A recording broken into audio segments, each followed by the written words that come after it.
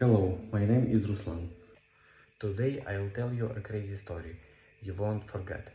The night the audit system flagged a duplicate grant, our town still smelled like river water and laundry soap. I sat under the humming light of my office and clicked the red triangle that said, possible fraud. The way you press a bruise to see if it still hurts. 10 weeks earlier, the river that folds our town in half stood up and walked through us. We named it after a saint, as if that could make water behave. It didn't. Basements drowned. The pizza place lost its ovens. The library pushed wet books into carts like body bags. The city council created the relief microgrant program and handed me the ledger and a promise. You'll keep it clean, Dario. I keep everything clean, even the things that refuse. The duplicate was small $1,800 to a shop called K's Auto, and then another $1,800 to K's Auto LLC with no apostrophe. Same address, same tax ID digits, except for a transposed 7 and 1. The note field in both read, pump replacement essential for reopening. I know the handwriting in those notes. I could pick it out of a lineup of saints and liars. The 7 had a little crossbar like a hat. My husband writes his 7s that way. So do the kids he's taught to weld at the vocational school. So do a lot of people who admire precision. Still, I felt the air change. I printed the entries, circled the transposition like a teacher catching a too clever cheat, and set it aside. I told myself I would ask our grant coordinator in the morning. I told myself that rules exist because we are trying to love a lot of strangers fairly. Then I went home to a man who had always smelled like Rain Max, and a house that still leaned toward the river out of habit. He was at the table with a stack of wet photograph albums,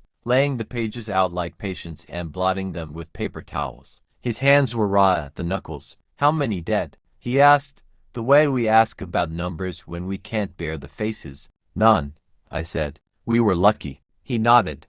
Lucky is a town that knows each other's names. He put a picture of a dog on the rack with clothespins. The dog we lost 6 years ago to something the vet called just life. I have a weird one at work, I said, casual. Duplicate grant, sloppy. I poured tea and told myself not to write an entire confession with my voice. He kept blotting.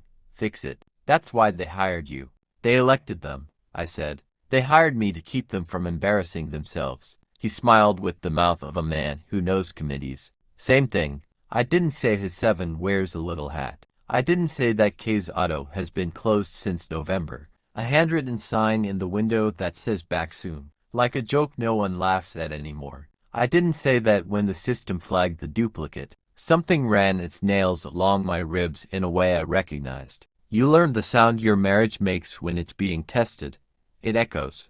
At 3 a.m., when the fridge sighed and the radiator ticked and the town outside our window slept like a wet dog, I woke to a memory I had not put in any ledger. Last month, the night the pumps at the relief warehouse failed, Max had come home muddy and high with usefulness. We got a shop back online, he had said, peeling off his shirt like a promise. K's needed a pump. We found one. Found, I said. Borrowed until the county reorders, he said, and kissed me with the mouth that tasted like whiskey and civic virtue. The second grant entry's timestamp matched that night. In the morning, I walked to K's Auto on Olive and 3rd.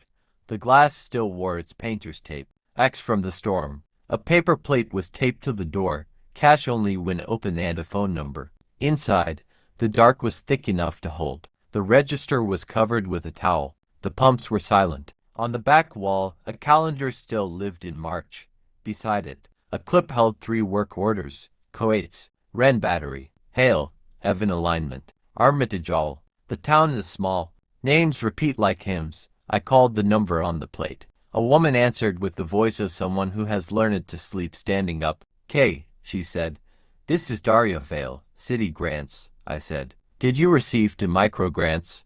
1,800 twice. She laughed without humor. If I had, I wouldn't be staring at a register that thinks it's a boat. 1 was deposited, I said. I can see it. First week post-flood. The second's pending. Tell your system to unpend it, she said. The first one went to pumps and towels and a man who said he could make my floor slope the opposite way so it would remember to dry. The second one can go to replacing faith. A beat. If this is about spelling, I dropped the apostrophe because I got tired of men correcting my sign when they didn't buy anything. I'm asking because we're auditing, I said, which is how you say I'm asking because my body remembers a 7. Then audit, she said. And when you're done, tell me if the river is coming back. She hung up like a compliment. At the office, I asked Hannah, our grant coordinator, about the duplicate. She is 22 and thinks spreadsheets should come with confetti. Oh, she said. I fixed that. We reject duplicate vendor names after we catch them, but the second one had something, a comment, from priority review, so it bypassed. What comment? She turned her screen toward me. In the internal note field, approved on-site verification MH. Maxim Hale, my husband. He volunteers on the priority review team. The folks who do drive-bys to make sure the address exists. The pumps. The kids sleep in beds and not on sacks of laundry. The team can push a grant through if the weather or the mood of a room requires it. It's designed for mercy. Mercy is a system if you build it right. It's also a loophole if you let it be. Did he upload evidence? I asked. Photo, she said, scrolling. A picture took over the screen. The shop floor, wet and shining. In the corner, a pump, new and blue, humming. In the lower right, a shoe I know like furniture. Max's shoe. The caption, K's pump installed, urgent reopening prevents job loss. Hannah beamed. Isn't it great? He's everywhere. Yes, I said. He is. I did the procedure. I am always doing the procedure. I printed an investigation memo. I opened a case file. I sent an email that began for transparency and ended please advise. Then I closed my office door and counted to 100, which is how I take my pulse. That night I laid the memo on our table between the wet photographs and the bowl where orphan screws go to live. I have a flag, I said. He read the memo the way a person reads a lab result to know which life they are now living. He nodded before he looked up. You're right, he said. I pushed it, twice. One was a typo in the name. We could have lost a week entangling it. I saw the pump. I saw Kay cry. I made a call. You know why the rules exist? Yes, he said softly. To keep us from loving each other crook. Did you know pushing it puts you in my audit? Yes, he said again. I can recuse. I should have recused from the start. I wanted him to confess something large enough to match the slice I felt behind my ribs. I wanted him to say I'm sleeping with Kay. I wanted him to say I'm skimming. Instead he said the less dramatic thing I hated more. I thought I could speed mercy without breaking anything. The second check went to a hotel, I said. Not to Kay. It's on a card with your initial. He blinked. Hotel. Quarry Bend Inn. 2 nights. 1 room. The pay field reads MH. He stared at the memo. That's wrong. It's the ledger. He stood and pulled the pen from behind his ear the way he does when the world needs fixing. I'll find out, he said. I'll fix it. Don't touch anything, I said. That's how people get hurt. We bring it to the committee. Daria. To the committee. Max. He sat. He put his hands flat on the table and nodded like a man taking a vow. Okay, he said. To the committee. The committee met on Thursdays at 6, in a room with a carpet that hides every color. 7 people who would all rather be holding a shovel than a binder. I love them and fear them. Both are useful. I presented the duplicate sequence, the push code, the hotel charge. I said the words from the policy like a catechism. I did not say my husband 7 wears a hat.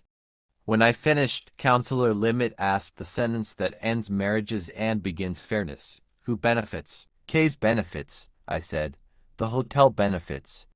Whoever stayed in room 214 benefits. Who is in room 214? Limit asked. The ledger says MH. I kept my voice trained. Max, she said, like a person asking about a reliable truck. I don't know who checked in, I said. We have a charge with initials and the card number ending in 2107. Whose card is that? She asked. I smiled without humor. Mine. Silence has a flavor.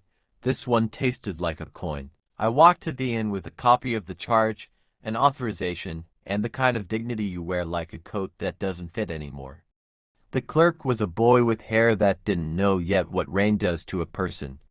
He recognized me from every porch I have ever stood on with a clipboard. He swallowed.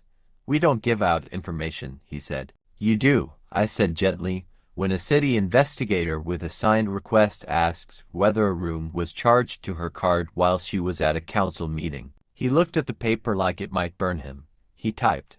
He said, "Check in under M. Hale. Card ending 2107, signature DeVale." He turned his screen to show me my own name in a font that lied about me. Who presented the card? He checked the scan, paid online. No card present. What address? He read it out. It was ours. He scrolled. Special request, late check-in, extra towels, $1 away. He said it like facts could make me feel less ridiculous. He slid the printed folio across to me like an apology. Under incidental charges, vending ginger ale, vending chips, crib rental $10. You have cribs, I said. A stupid sentence. For evacuees, he said. When the flood came, we moved folks from the gym here when we had rooms. We keep 2 cribs in the storage closet behind the ice machine. You rent cribs, I said, slower, as if the pace could change the meaning. We did those 2 weeks, he said. We stopped when the gym reopened. Who in 214? I asked, knowing what he would say and needing to hear it. He reread the name, M. Hale. And the guest, I asked, who signed the check-in card. He slid the card to me. There it was in blue ink. M. Hale, not Max, Myra. I know her writing from holiday cards I never sent. Myra Hoffel, my husband's ex from a life before me. She had buck teeth then and a way of laughing that made you forgive the buck. She moved away. She moved back. Floods bring driftwood and people. There was a note in the margin of the card, in the clerk's neat hand. Infant sick asked for quiet room. I stood there with the folio and thought of how we measure betrayal. You imagine hotel rooms and lipstick and lies that smell like perfume. You don't imagine cribs. You don't imagine ginger ale. I called Max. He answered on the second ring like a man who knows every kind of phone noise. Room 214, I said. He was quiet long enough to confirm everything. She was evacuated, he said. The gym was loud. The baby had a cough and the kind of cry that makes a person want to fix the sky. The inn had 2 rooms. I paid with your card because mine was on a pallet somewhere under tarps with the volunteers' stuff. I sent you a text. It didn't go through. The towers were sulking. I should have told you the next day. I didn't because telling you would have made a narrative out of something that was logistics. You wrote your initials on my ledger, I said. I did. Because I pushed the duplicate grant. Because K's is where half the mechanics who volunteered from the vocational school pay for lunch on Fridays, and if K's dies we lose those hands. And Myra, I said. Why her? He exhaled. Because we dated in high school and because when the river climbed the stairs of her building, she called the only person whose number lived in her head that wasn't a parent or a former landlord. She called you, not me. She called me, not the city, he said. Is the baby yours? My mouth said it without asking me. No, he said, immediately. No, not mine. And yet you signed a room in my name. In your number, he said. In my name. I thanked the boy at the desk, walked into the parking lot, and sat on the low stone wall under the bad tree that dropped science projects in September. I cried with the kind of economy you learn when your job involves other people's disasters. Then I wiped my face and went to Kay's. I found Kay with her arms in a dumpster fishing for a part that steel demanded we reuse. Credit cards are a kind of water, she said when she saw me. They move in all directions. I'm not here for you, I said. Everyone is here for me, she said, and grinned. Max pushed your second grant. I need a signed statement that the pump exists, the shop exists, and the river didn't steal your soul. She laughed. I can only sign 2 of those. Why did you close after the pump? I asked. I didn't, she said. I closed at lunch and opened again to make it look like a schedule. The pump works. The floor hates me. My boy got sick. She stopped there.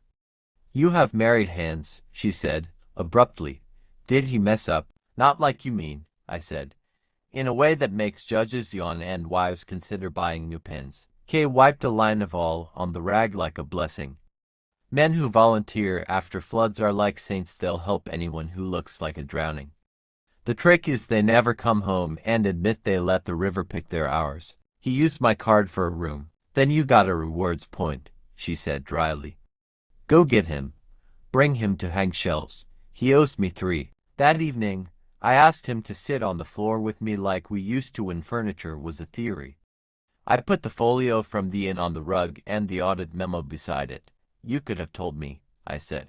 You were managing a city on fire, he said. I made a decision in a hallway. You made several decisions on several hallways. Yes, he said. He swallowed. Daria, I'm sorry. For what, precisely? I asked, because specificity is either kindness or a weapon. For thinking I could keep my good deeds from inconveniencing your trust, he said. For spending from your card without permission. For not telling you that Myra called me before she called the hotline. What did you feel when she called? I asked. Old, he said. And located.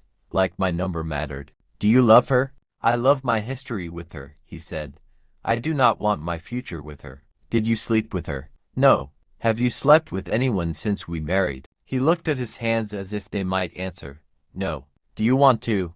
I asked, because humor keeps some rooms from tilting. He laughed once, choked. Right now I want to sleep with no one forever. We didn't touch that night. We slept like people who had once shared a shore and now waited to see where the water would decide to live. The town kept needing us. There was a mold scare at the school. An argument about whose turn it was to wear the mayor's windbreaker while handing out bottled water. I put on my blazer like a skin. I brought the duplicate to the committee with a recommended fix and a policy addendum. No priority pushes without the signatures. No card payments that don't pass through finance. No initials in the field where a full name belongs. The committee voted yes because sometimes correcting a mercy makes you feel more in control than being merciful ever did. The email came a week later from concerned hands, with screenshots attached. They had my folio, my card name, a shot of Max holding a crib like an apology. The subject line, Counselor Husband Abuses Grant System for Mistress. I read it and felt for that old bruise. Yes, still hurts. Yes, still there. They copied the district. They copied half the town. They copied the river, probably. People forwarded it like a fever. I walked to the inn and asked the boy with good hair to print a statement. He did, hands shaking. The statement said evacuee infant, shelter overflow, comp second night. I sent it to everyone. Half replied with thank you. Half replied with interesting. The next morning, a note was tucked under our door in careful block letters. You shouldn't be so comfortable with her. People talk. No return. Just ink and a smell like elevator cleaner. I stood with the note in my hand and realized I had been living in a story I didn't write. That was the betrayal as much as anything. That people who barely know you can narrate your marriage out loud, and you have to decide whether to correct them or walk away from the book. I took the day off and drove to the edge of town where the motel signs flicker between letters. Myra was sitting outside the Wayfarer with a laundry basket and a bottle of something medicinal under her chair.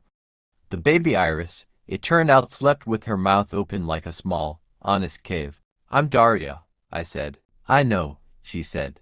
I used to pretend I was you when I wanted to believe I'd make it out of this town. How's Iris? Has opinions, she said, and smiled with a mouth that remembered being a dare. Do you need anything? I asked. An apartment, she said. A job that doesn't require me to apologize for the hours it needs me. A washer that eats socks less than it eats days. She tucked the blanket in tighter. I'd also take an apology for the email you got sent around. Do you know who sent it? She shook her head. Fear wears a lot of hats. People think you're his mistress. She laughed, sharp. I'm nobody's mistress. I'm the woman who left a state where the flood maps were honest and came back to one where they are aspirational. She looked at me, softer. He carried a crib up to flights because the elevator was broken. He said your name twice like he knew he was borrowing something. It wasn't adultery. It was a complicated use of a visa. We sat on the low wall and watched the cars.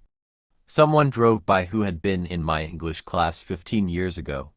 He waved as if that could rewrite a chapter. "Do you love him?" I asked, and realized I was repeating myself across women. "I love that he shows up with the truck when everybody else shows up with advice," she said. "I do not need what he loves." "What does he love?" "Being useful," she said, without judgment. She opened the laundry room and let me borrow the machine while Iris murmured.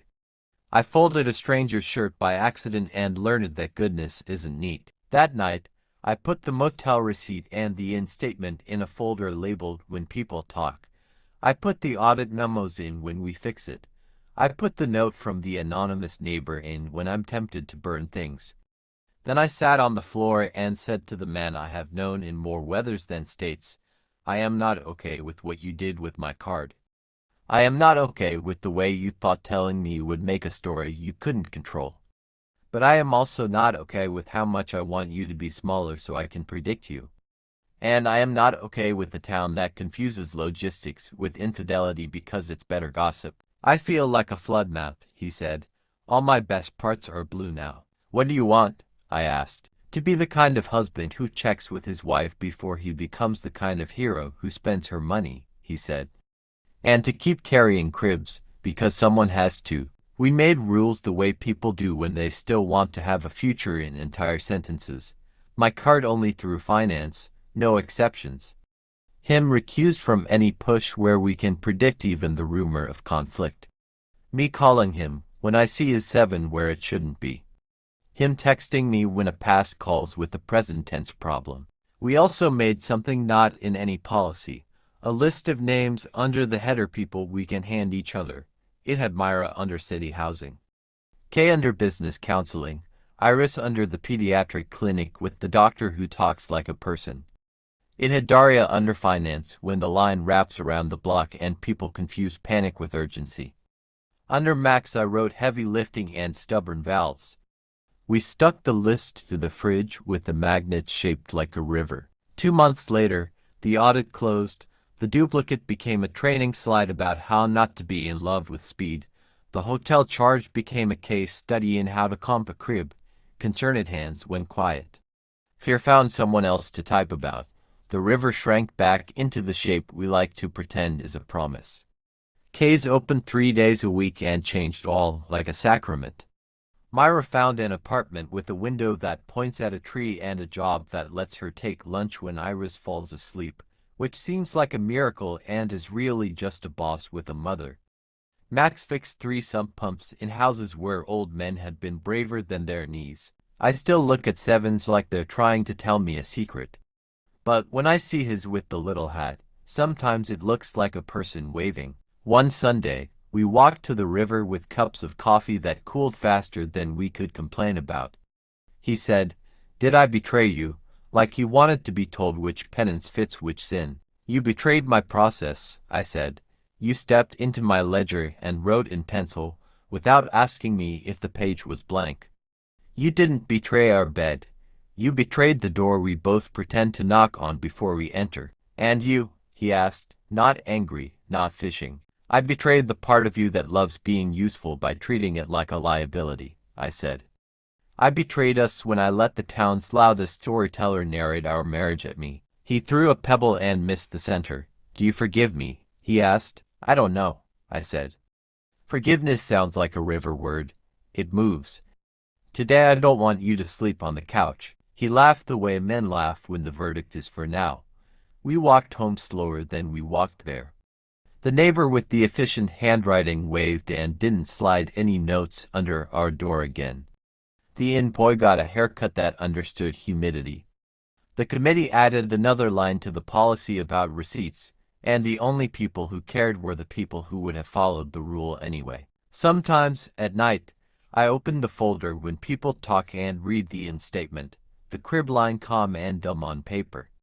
I imagine a different version of this story where I threw plates and left and learned the name of a new grocery store's aisles. That story is true in its own world. In this one, I stayed because staying didn't feel like losing. It felt like deciding to know the shape of the water instead of pretending the map is the town.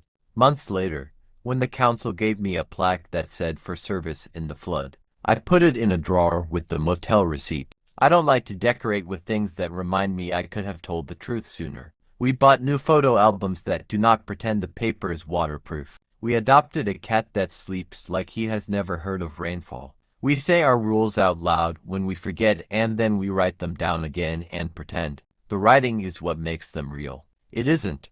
What makes them real is the way we reach for each other when sirens sound, and we're sure we've both done the worst possible version of our jobs. If you ask me now what betrayal is, I'll tell you it's not just a body in a bed that isn't yours. It's the moment you choose the quick fix over the long, boring kindness of telling the person who keeps your house steady where you're going to be. It's initials where a full name belongs. It's a crib on a folio and a visa number typed in a hallway. It's a town that knows how to judge because judging feels like building a levee. But I'll tell you something else. Love is a ledger if you let it be. Columns of givens and gotten. Debts forgiven not because they were paid but because you decided. The mouth was small compared to the floodplain, where you both want to live. We balance it, badly and then better. We sign at the bottom with our whole names. That, and I've learned to look for the tiny hat on the 7 and ask a better question than who did this. I ask, who did this for whom? And sometimes the answer is unromantic and expensive and forgivable. Sometimes it's not. Either way, we mark it down and we keep the river where it belongs. In front of us, not between.